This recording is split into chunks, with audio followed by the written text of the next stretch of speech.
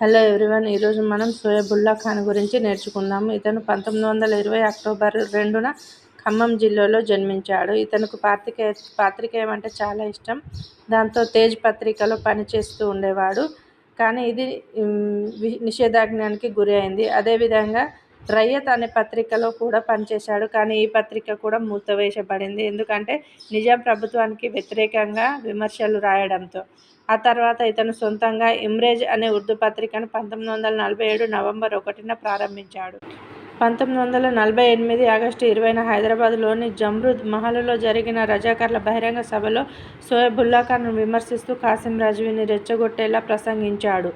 దాంతో కాసిం రజ్వీ మనుషులు కొందరు సోయబుల్లా ఖాన్ను అదే రోజు రాత్రి విధులు నిర్వహించుకొని ఇంటికి వెళ్తుండగా తల్వార్లతో దాడి చేసి చంపేశారు. సోయబుల్లా ఖాన్ని చంపేయడం జరిగింది. 1948